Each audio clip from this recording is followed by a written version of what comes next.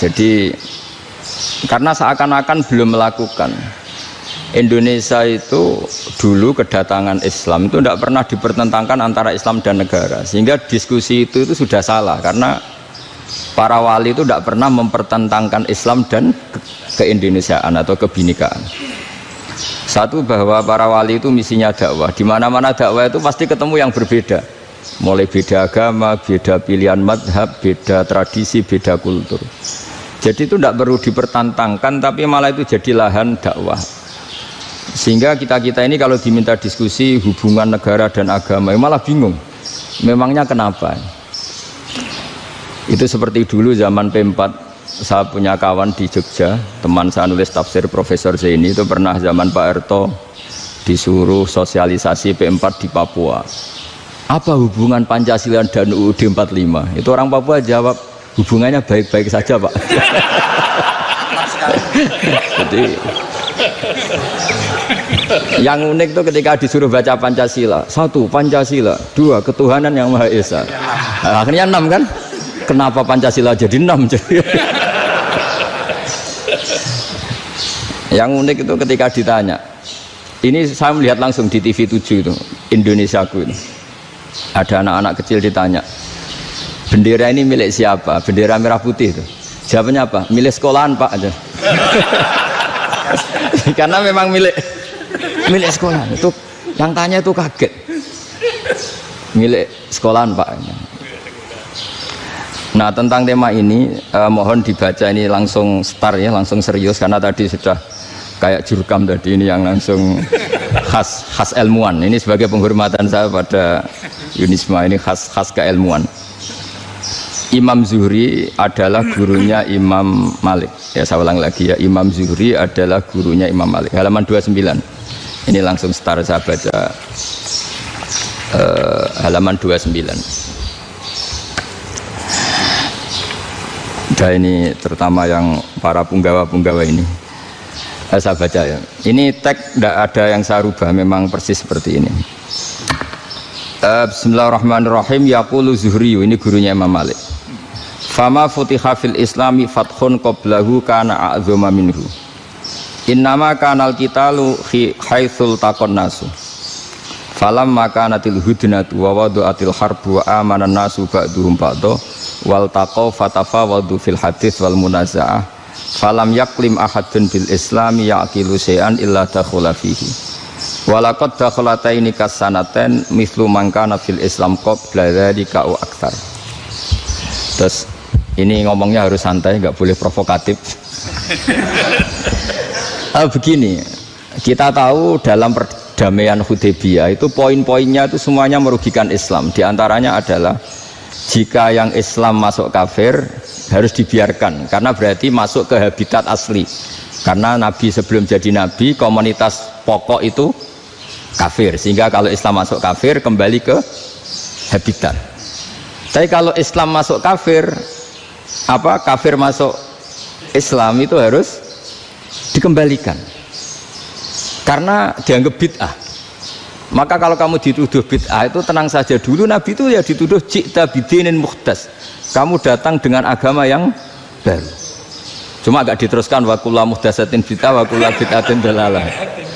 Jadi orang-orang kafir dulu kalau ngomentari Nabi, ji'ta bidinin muhdas, kamu datang dengan agama yang apa? Baru. Nabi nurut. Semua perjanjian yang merugikan Islam itu Nabi nurut. Tapi Nabi hanya minta satu hal, jangan ada perang 10 tahun. Dan orang boleh seminar, boleh diskusi tentang Islam. Ya ini dengerin betul ini. Jadi saya tidak akan provokatif, ini pakai logika. Nanti bisa dipakai disertasi doktor. Tapi saya minta orang boleh diskusi, boleh seminar tentang Islam. Akhirnya saat itu juga ada orang yang masuk Islam. Di depan tulisan itu belum kering istilahnya. Datang ke situ, namanya Abu Jandal bin Suhail bin Amr. Itu datang ke Nabi, ya Rasulullah, saya ini mau masuk Islam. Kata orang-orang kafir, ini pertama Muhammad, kamu komitmen enggak sama perjanjian? Kalau kamu komitmen harus kamu kembalikan. Nabi bilang, ya Aba Jandal kamu kembali ke mereka, ke habitat mereka, yaitu menjadi kafir, di komunitas kafir maksudnya. Akhirnya nangis. Umar, Sayyidina Umar itu mendekati Abu Jandal, kemudian memberi isyarat supaya ngambil pedangnya. Jadi isyaratnya wong ini baca ora wis. Maksudnya orang-orang kafir. Tapi Abu Jandal nggak mau. Singkat cerita akhirnya kembali ke komunitas kafir. Tapi yang dikatakan Imam Zuhri cara analisis ini nggak bisa pakai provokatif, harus pakai analisis. Innama kanal qitalu haitsul taqon nasu. Yang namanya perang itu menjadikan orang tidak berpikir jernih. Ini poin yang diambil oleh Rasulullah. Kalau dibahasakan Nabi curi kesempatan, masuk Nabi dikatakan mencuri, meskipun itu hanya bahasa ya. Enggak mungkin lah kita bahasakan seperti itu. Saya ulang lagi ya. Kenapa ada perang berkesinambungan sampai tahun ke-8 Hijriah? Mulai tahun kedua ada perang Badar sampai tahun 8 Hijriah itu perang terus. Nabi sama orang kafir perang terus. Akibatnya apa Pak Profesor? Namanya perang itu ya nggak kau bermikir. Pokoknya agar ketemu Islam perang, Islam ketemu kafir perang, nggak kau bermikir. Padahal Islam itu bisa diterima oleh akal sehat, harus lewat diskusi, lewat pengamatan, lewat pemikiran, lewat pengendapan berpikir. Makanya Nabi tahu ini masalah besar. Kalau orang perang terus, itu gak kober mikir Islam, tidak sempat diskusi tentang Islam. Makanya Nabi hanya minta satu poin. Oke, perjanjian ini saya turutin semua, tapi saya minta orang kafir semuanya boleh mendiskusikan Islam, boleh seminar tentang Islam. Mereka bilang iya, karena pikiran mereka kan diskusi paling piye. Ternyata betul, ada diskusi. Terus temanya gini, kira-kira bener di Muhammad Abu Jahal. Terus Tuhan Muhammad sama Tuhan Abu Jahal itu keren mana? Diskusi. Tuhan Muhammad itu khaliqus samawati wal ardi, yang menciptakan langit bumi. Sebagaimana kampanyenya Muhammad. Ya mereka masih jangkar bilang Muhammad. Kalau Tuhan kita, ya berhala itu yang kita bikin, yang kadang rusak, yang kadang kudanan, terus lemutan, pokoknya terus diskusi. Kita kok bener pengirannya Muhammad. Terus Muhammad Abu Jahal. Mulai dhisik Muhammad itu ratau bodoh nih. Mulai dulu Muhammad tuh gak pernah bohong. Abu Jahal, waduh, wis bodoh nih ngongkonan. Wis ribet kan? Dan semua diskusi itu mengarah ke kebenaran Islam. Akhirnya ngomong kafir sing tokoh-tokohnya cara Jawa yuk, wah semane jebule masalah ini kan. Artinya gini, kalau kita ingin Indonesia damai, sebenarnya yang untung itu Islam. Karena Tuhan yang menciptakan langit dan bumi tentu gak akan diperbandingkan atau akan dikalahkan oleh Tuhan yang lahirnya saja sudah di bumi. Misalnya kita menjual Tuhan Allah, siapa itu yang menciptakan langit bumi, yang ada sebelum langit bumi, bandingkan dengan Tuhan yang lahirnya di bumi, ada tanggal lahirnya, ada aktenya, itu kan sudah ribet kan. Begitu juga kalau memperbandingkan tokoh, Muhammad itu siapa? Tokoh yang bisa menyatukan pan Arabik, tokoh yang begini-begini, yang sayang istri, sayang keluarga, dibandingkan dengan tokoh Abu Jahal, Abu Lahab yang corong jauh penggaweannya yang ngerugikan orang lain. Akhirnya orang itu mulai tertarik sama Islam. Makanya kata Az-Zuhri pakai bahasa dulu, falam yaklim ahadun bil Islam. Tapi kalau sekarang yang populer itu bahasa yatakallam. Sebenarnya yang benar itu bahasa kalimah yaklimu kalaman, karena masdarnya itu kalam, berarti sulasi nopo mujarrad. Tapi di fiilnya itu mujarradnya enggak kelaku. Jadi di fiilnya takallama yatakallamu, tapi untuk masdarnya yang kelaku kalaman. Jadi ini agak unik, agak gak lazim. Mestinya kan takallama ya takallamu takalluman, tapi di masdarnya kalam populer, tapi di fiilnya tidak populer. Saya teruskan ya, ini penting sekali. Jadi menjual Islam, kalau boleh dibahasakan menjual, itu tetap enak dalam kondisi damai. Karena kalau kita perang, itu bawaannya kalau ketemu ya perang, kalau ketemu perang, sehingga orang itu rakober diskusi dulu, saat benernya Islam sampai kafir itu bener di. Karena tidak kau berdiskusi, tidak sempat diskusi, orang yang milih yang kafir karena yang mayoritas yang kuat, sementara Islam zaman itu lemah. Ya Nabi itu yang diminta hudnah, yang penting kita damai. Terus orang boleh mendiskusikan benar mana kita dan mereka. Ya setelah diskusi ya tadi kan nggak mungkin Allah yang begitu keren, hebat, pencipta langit bumi dibandingkan berhala yang mengurus dirinya sendiri saja tidak bisa. Walhasil terus orang mulai tertarik sama Islam dan aturannya nggak boleh dilarang diskusi itu. Nah makanya saya pernah ditanya beberapa profesor di Jogja, Gus, suatu saat kalau kampus paling keren di Jogja ini ada Islamic Studies, kemudian pengajarnya dari berbagai agama, ini riskan nggak bagi Islam? Saya jawab, asal yang didiskusikan Islam itu nggak masalah, yang repot itu nak umat Islam. Karena kalau umat Islam yang jadi percontohan, banyak raja yang dolim, banyak pemimpin muslim yang dolim, terus identik dengan Islam itu jadi dolim, kan ribet. Ya kalau pas umat Islam, kalau Islam yang kumat kan jadi masalah kan. Nah ini kan terus jadi beda umat Islam sama Islam yang lagi apa? Kumat. Singkat cerita terus Islam mendapat posisi yang luar biasa.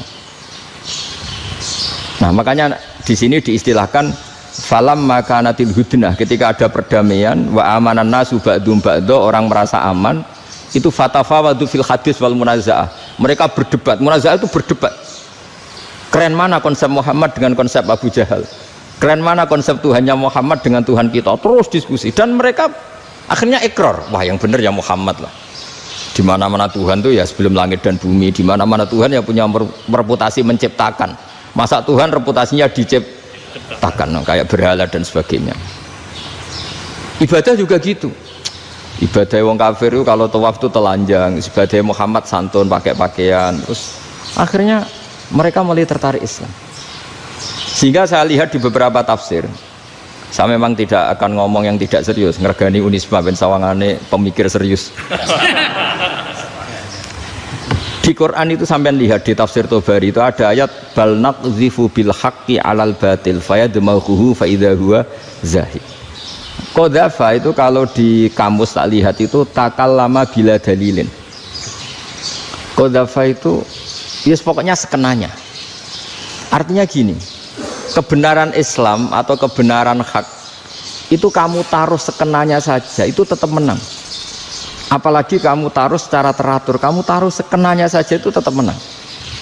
Sehingga di sini banyak sahabat yang hidup di Cina. Sekarang juga banyak orang alim yang milih hidup di Amerika, banyak orang alim yang milih hidup di Inggris. Dan mereka pede, percaya diri, karena kebenaran itu kamu letakkan di mana saja, itu tetap akan menang, akan menemukan momentum kemenangannya. Misalnya gini, contoh paling gampang. Dulu para peneliti, saya ulang lagi, dulu para peneliti itu ya datang kemana-mana, termasuk Ibnu Battuta, termasuk Ibnu Khaldun, ya semua peneliti itu suka neliti. Setelah diteliti, Quran itu satu-satunya kitab suci yang membicarakan sains, misalnya tentang falak, tentang astronomi, tentang asal-usul kejadian manusia, kejadian makhluk, juga bicara tentang geografi, geologis, semuanya. Sementara kitab lain hanya cerita tentang mawaid wal hikam wal ibar. Jadi diteliti kayak apa, pada akhirnya hak ini yang menang. Bal naqzifu bil haqqi 'alal batil fayadmaghu fa idza huwa zahid. Saya berkali-kali cerita, ada ulama yang ahli matematika. Ketika ditanya kenapa kamu suka ngajar matematika, sampai muridnya itu ragu, ini guruku mlebu swarga ta ora, penggaweane mulang matematika. Tapi para muridnya bermimpi bahwa Imam Amudi itu disuruh ngajar para malaikat. Dan itu pede betul dia. Kata Allah, ini ulama saya yang iman kepada saya setingkat iman kamu.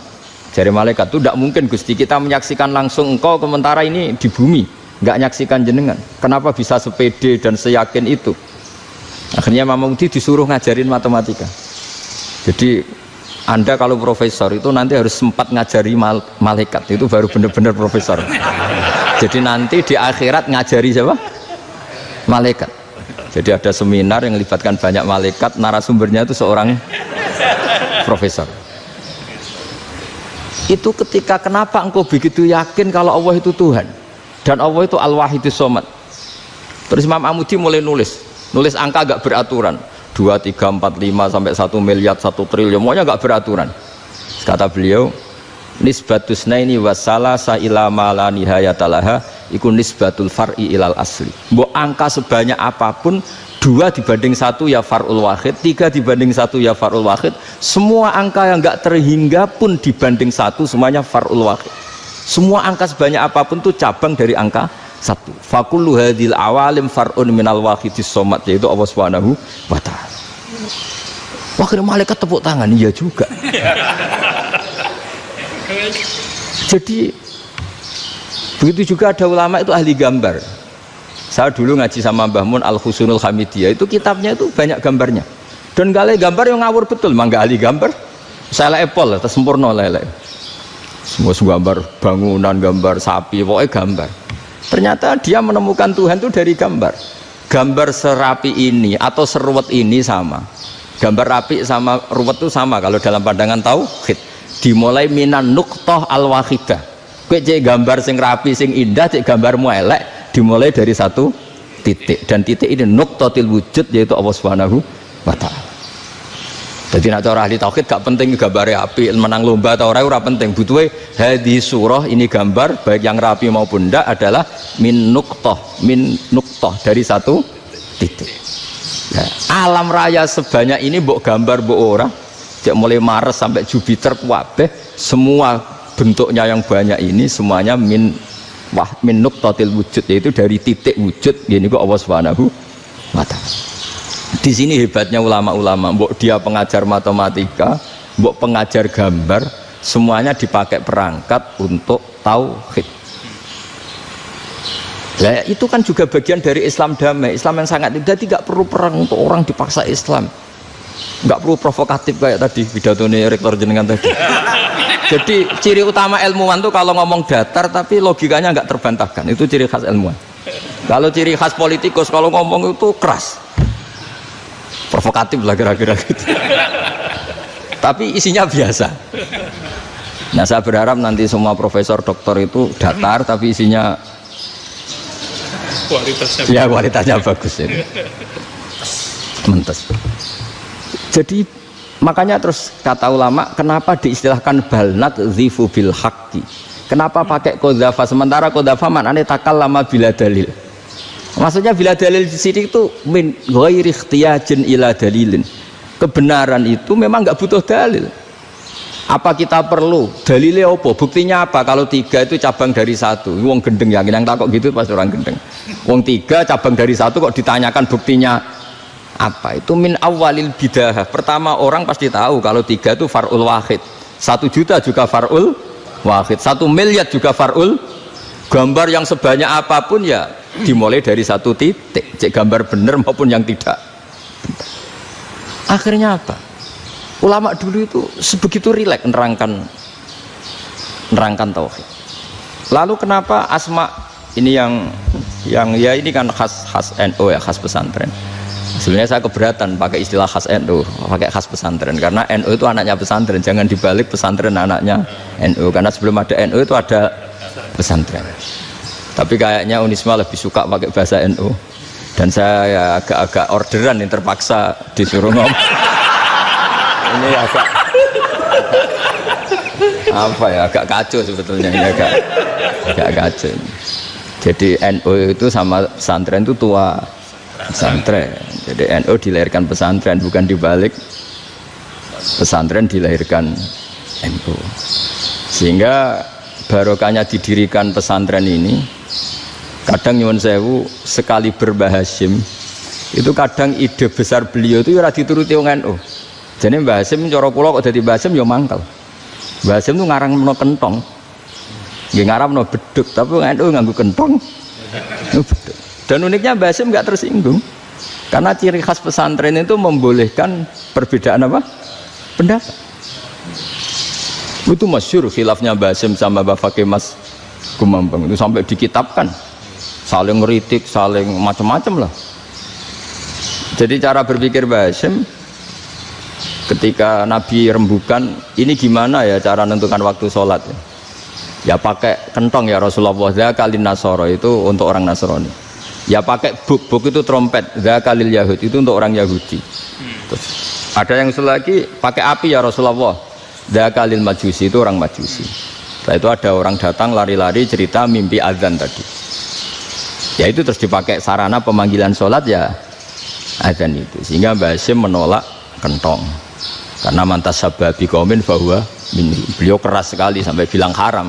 Beliau judulnya ya haram, al jasus antakrimin nakus, Setelah naskah itu sampai ke Mbah Fakih Mas Kumambang di Gresik situ, di daerah Dukun situ. Dulu nggak ada WA ya, jadi sampainya ya lama.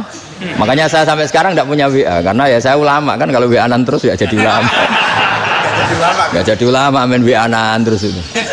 Nah itu termasuk rektor nggak kau bermikir itu mesti kebanyakan WA. Karena kan otaknya didikte oleh sesuatu yang masuk. Sesuatu yang dilihat itu kan pasti mendikte kita. Beda kalau yang enggak WA-an kan mikir apa kita yang menentukan. Kalau WA-an kan kita ditentukan. Mau mikir anaknya butuh apa gara-gara WA informasi Jakarta mikir Jakarta. Padahal secara kewajiban ngapain kamu orang Malang mikir Jakarta. Gara-gara WA mikir Jakarta belum selesai ada berita di Sulawesi, mikir Sulawesi. Habis itu mikir NTT. Makanya semua orang sekarang merasa tokoh nasional gara-gara informasi yang masuk itu nasional. Jadi Mas Yo RT yang mikir gimana Gus Indonesia. Padahal RT loh. Sampai lupa kalau dia itu RT. Jadi semua orang sekarang merasa tokoh nasional. Dan itu gara-gara apa coba? Akhirnya semua orang juga punya ide tentang nasional. Harusnya negara itu gini-gini. Jebule wonge sing duwe ikon itu sapa? RT. Ribet kan? Saya teruskan, setelah naskah itu sampai ke Kiai Fakih Mas Kumambang, beliau itu marah besar.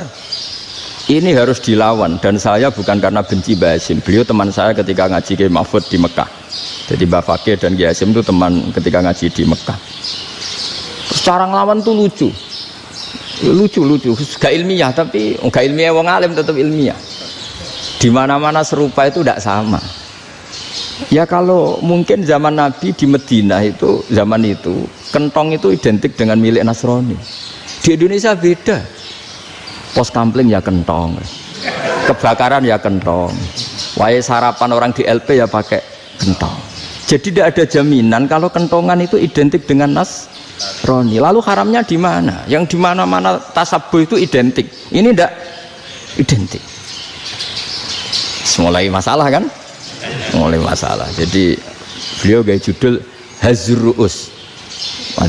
Hazruus itu kepala bergeleng-geleng. Sekarangan kok ngene. Jadi sekarangan kok provokatif gitu, gitu. Nah, dan itu Mbah Hasyim ya hormat Mbah Fakih ya hormat Mbah Hasyim. Saya sendiri secara pribadi itu lebih suka pendapat Mbah Hasyim sebetulnya. Karena bagi saya sholat itu sakral, ya sudahlah kalau sakral ya dipanggil dengan sesuatu yang sakral yaitu kalimat thayyibah azan. Tapi saya tidak akan bilang kalau kentongan itu haram. Karena kalau haram alasannya mirip orang Nasrani. Sementara pos kampling ya pakai kentong, ada banjir ya kentong, ada kebakaran ya kentong. Jadi tidak identik untuk misa atau untuk sholat ala Nasrani.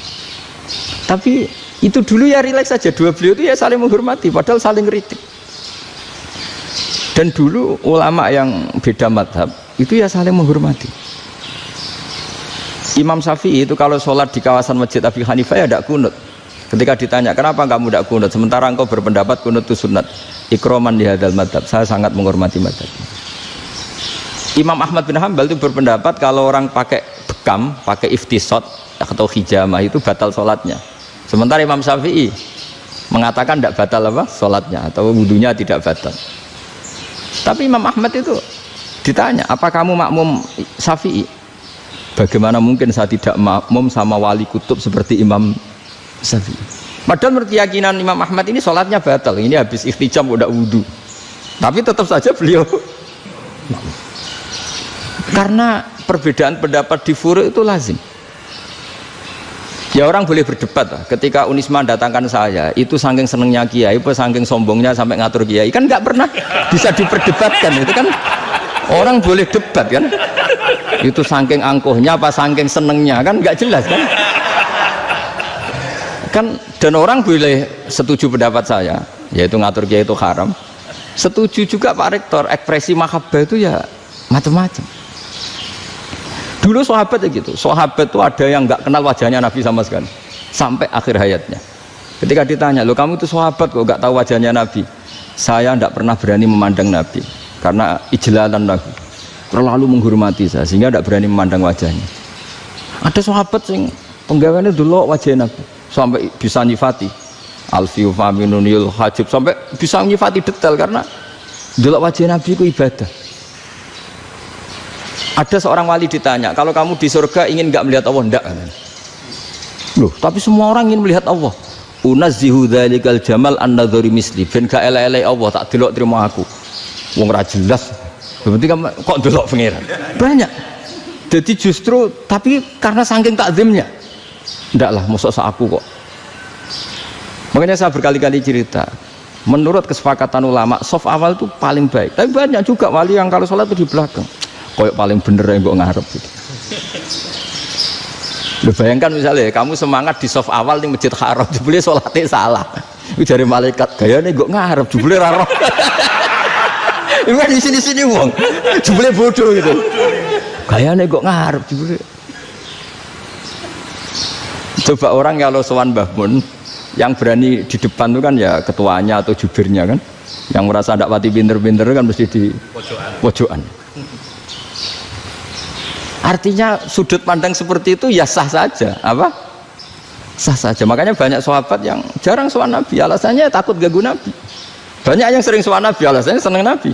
Yang sowan ya seneng Nabi, yang nggak sowan alasannya seneng. Loh, Nabi itu tokoh, punya keluarga, punya anak. Kalau saya sering sowan berarti sering ganggu. Yang sering sowan dia alasan ini khazanah kita harus istifadah. Jadi zaman dulu dia biasa dua sahabat, yang satu milih mahabbah itu milih sering sowan, yang satu juga mahabbah milih tidak sering. Karena pertanyaannya bisa dibalik kan, sering sowan apa sering ganggu coba. Nabi Abedar, assalamualaikum. Nabi nimang cucunya, assalamualaikum. Ayo bener yang sowan apa bener yang enggak kalau seperti itu. Akhirnya terus diatur sedemikian rupa oleh Quran. Walau annahum sabaru hatta takhruja ilaihim lakana khairal lahum. Jadi sahabat kalau mau sowan Nabi ya nunggu di Sufah. Kalau Nabi keluar berarti milik publik. Sekali masuk ke dalam tidak ada sahabat yang berani sowan. La tadkhulu buyutan Nabi illa ayyudzana lakum. Kalau soal sampai masuk dalam harus nunggu dipanggil. Karena sekali Nabi masuk dalam itu milik privat keluarga, milik istrinya, milik cucunya, milik keluarganya. Dan Nabi sekali keluar ke ruang itu berarti milik publik. Itu terus jalan tengah. Karena kalau langsung masuk, bayangkan saya itu sering menyaksikan. Mbah Mun habis ngaji 2,5 jam ngaji Jalalain, baru masuk, assalamualaikum. Padahal yai mungkin mau ke kamar mandi, mau ini itu. Jadi dulu itu Quran sangat modern. Sebelum ada dokter ngatur tamu, rektor ngatur tamu itu Islam sudah modern. Dia kan gak fair kan? Misalnya saya ke Unisma harus janjian pakai ini, terus kalau misalnya kesini selonang-selonang kan lucu kan, mentang-mentang kiai terus juga sowan-sowanan selonang-selonang. Padahal kalau kita mau ke mereka pakai protokol, sering gak fair dunia ini. Tapi karena aku kiai ra oleh gelo ya sudah. Akhirnya saya memutuskan gak gampang kemana-mana karena itu. Saya sering didatangi ajudannya menteri, Gus mau ada tamu dari Jakarta tanggal ini, mesti saya dengan mereka milih tanggal yang mereka kosong. Kok ndak mikir apa saya pas itu kosong? Tak jawab ndak lah, sebelum diatur bahasanya dan tawaduknya gitu. Akhirnya dibalik, datang lagi, Gus jam dengan kosong apa kita menyesuaikan. Lah aku lagi di akhlak kata saya. Itu baru punya akhlak katanya. Bukan masalah ini, bukan masalah gengsi ya. Saya sendiri itu dolan ke alumni itu jarang karena ya takut. Kiai kan yang nganggur, jam 9 nganggur, jam 10 nganggur. Bisa saja alumni itu kerja di pabrik, bisa saja yang latihan ekonomi di pasar. Jika kalau saya datang jam 9, iki kiai sing nilai santri ini, apa kiai sing ganggu santri. Nah karena orang ini melakukan rutin, gak kok berpikir, pokoknya ini jenenge silaturahim. Mau nyerah kok berpikir, padahal kalau diangen-angen ini kiai yang nilai santri ini, apa kiai yang ganggu santri ini karena datang di jam kerja. Nah, bayangkan kalau kebenaran dulu itu dikawal oleh satu peradaban perang. Jadi Nabi sesuai diangen-angen Nabi. Perang Badar menang Nabi, perang Uhud menang wong kafir, perang ini gonta-ganti. Apapun itu yang penting satu kesimpulannya, cara Rasulullah kesimpulannya satu. Orang tidak kober mikir kebenaran secara mengendapkan pikiran dengan pikiran jernih. Maka hebatnya Nabi ketika perjanjian, pokoknya saya minta nggak ada perang. Dan orang boleh mendiskusikan Islam. Itu luar biasa idenya Nabi. Karena bawaan perang itu orang kan nggak kok bermikir.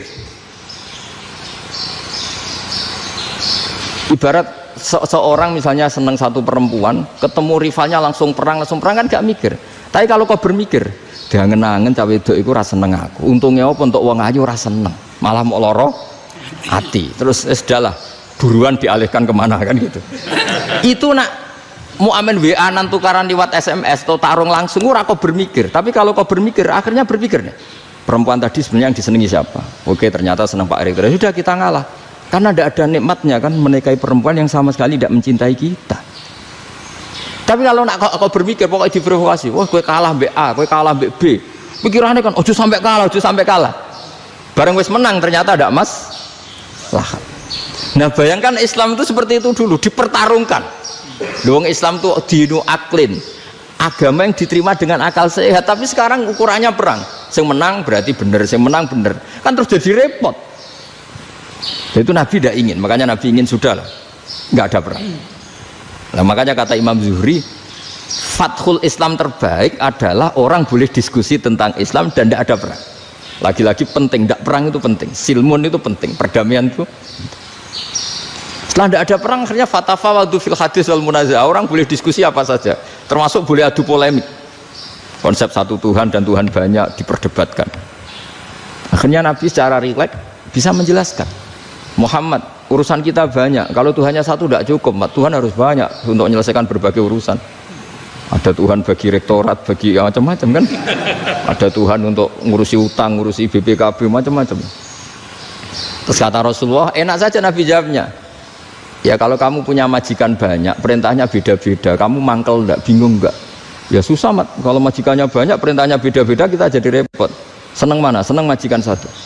Ya sudah, Tuhanmu itu majikan kamu. Kalau Tuhannya banyak, perintahnya macam-macam, kamu yang repot. Akhirnya ya sudah mat, Tuhannya satu aja. Itu ya barokahnya diskusi tadi, barokahnya enggak perang. Daraballahu mathalan rajulan fihi syuraka'u mutasyakisuna wa rajulan salamal lirajul hal yastawiyani masalah. Terus alhamdulillah. Jadi orang yang paling kafir pun saat itu taslim. Nah ini kembali ke kalimat la ilaha illallah. Saya tidak perlu provokatif, pasti teori saya itu benar. Bukan saya bilang benar itu karena sombong, enggak. Ini sesuai teks. Misalnya begini, benar enggak kelompok takfiri yang suka ngafirkan orang lain? Itu pasti tidak benar. Logikanya gampang. Orang yang kafir 70 tahun saja dengan melafadzkan la ilaha illallah menjadi muslim. Masa dengan kalimat yang sama yang muslim menjadi kafir? Itu logikanya kan enggak ketemu. Orang kafir 70 tahun untuk menjadi muslim disuruh baca apa? La ilaha illallah. Tapi gara-gara baca la ilaha illallah nyekel patok jadi kafir. Pertanyaannya, loh ini kalimat apa? Kalimat untuk mengkafirkan apa kalimat untuk mengislamkan? Karena yang kafir dengan kalimat itu menjadi Islam, ternyata yang Islam dengan kalimat itu menjadi kafir. Itu ketemu nggak? Cara logika itu kan nggak ketemu kan? Makanya cara pikirannya Abdul Hasan As-Sadzili, dan saya setuju pikiran itu. Istighfar ini boleh orang Jawa Timur protes karena kadang beda manhaj, tapi jangan protes saya, protes Abdul Hasan As-Sadzili, kualat mesti sampean. Ketua Torekoh napa? Sadziliyah. Cara madzhab Sadzili, dan Anda boleh berbeda madzhab, mencari khasnya wong kampus sing wani beda. Beda kapasitas lah, pokoknya butuhnya beda. Dan ketok pinter, ketok kritis tuh. Cara madzhab Abdul Hasan As-Sadzili itu gini Pak Rektor. Jadi istighfar itu baik, tapi ba'da kamali tauhid, setelah tauhidnya itu benar. Alasan beliau masuk akal. Ketika ada ayat fa'alam annahu la ilaha illallah wastaghfir li dzambik. Bihadil kalimah. Jadi orang boleh istighfar setelah tauhidnya benar. Alasannya Abdul Hasan As-Sadzili begini. Qul lil ladzina kafaru iyantahu yughfar lahum ma qad salaf.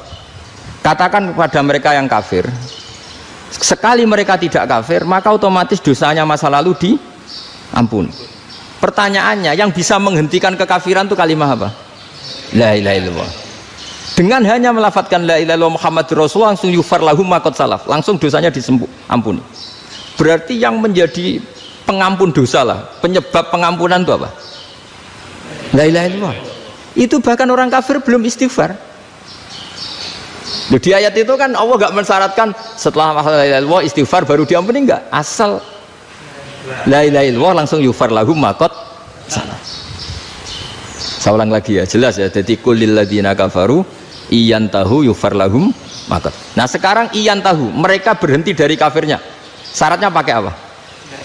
La ilaha illallah Muhammadur, itu langsung yufar lahum maqad. Artinya apa? Ghufranullah itu bisa didapat hanya dengan mujarrodut tauhid, yaitu hanya dengan melafadzkan kalimah thayyibah. Dan sahnya istighfar juga berdasar kalimah thayyibah itu. Misalnya gini, orang kafir sebelum Islam melafadzkan astaghfirullah, astaghfirullah, astaghfirullah, kira-kira diterima enggak? Enggak kan? Karena syaratnya istighfar ba'dat tauhid. Nah, makanya dalam mazhab Sadili istighfar itu setelah la ilaha illallah. Karena cara pandang ya seperti itu. Jadi fa'alam annahu la ilaha illallah wastaghfir li dzambi. Jadi dengan kebenaran tauhid saja ini sudah cukup kita insya Allah layak diampuni. Karena innallaha la yaghfiru ayyushraka bihi wa yaghfiru ma duna dzalika liman yasha. Jadi orang yang tauhidnya benar itu bisa diampuni Allah asal tauhidnya benar. Itu Allah ngendikan liman yasha wa yaghfiru ma duna dzalika liman yasha. Dawe Imam Suyuti walam yakun liman yastaghfir. Jadi orang yang bertauhid secara benar meskipun gak sempat istighfar itu tetap potensi diampuni. Karena bawaan tauhid itu sudah menjadi layak diampuni. Kayak orang kafir sekali ngelafatkan kalimat tauhid mbok gak istighfar langsung diampuni. Nah, karena melihat seperti itu terus orang berlomba-lomba memperbanyak jumlah lafaz la ilaha illallah. Jadi kita-kita yang alim, kita semua, saya tidak bilang saya, kita termasuk yang di pinggir-pinggir saya ngaku alim nggak masalah lah, soalnya kita semua yang alim-alim itu tahu bahwa la ilaha illallah itu super, sudah bawaannya tauhid, juga punya kelayakan diampuni. Nah, kemudian nasib kita agak sial, malah kalimat ini dituduh bid'ah, dituduh khurafat. Mergo Nabi nggak pernah tahlilan, Nabi nggak pernah. Nabi gak pernah tahlilan, kalau diartikan Nabi ratau maca la ilaha illallah enak gak kalimat itu. Nah, ini provokatif ini. Jadi ini sudahlah keanehan-keanehan ini kita terima karena ciri utama wali, ciri utama ulama itu wa udhu fisabilillah, harus pernah disakiti. Jadi kalau Unisma sakit karo dituduh apa? Dituduh bid'ah itu berarti belum calon ulama. Anjar ulama itu wa udhu fisabilillah, harus disakiti. Jadi kalau kamu disalahpahami itu ya harus santai. Termasuk provokatif tadi. Iya, termasuk provokatif tadi. Termasuk diatur tadi itu.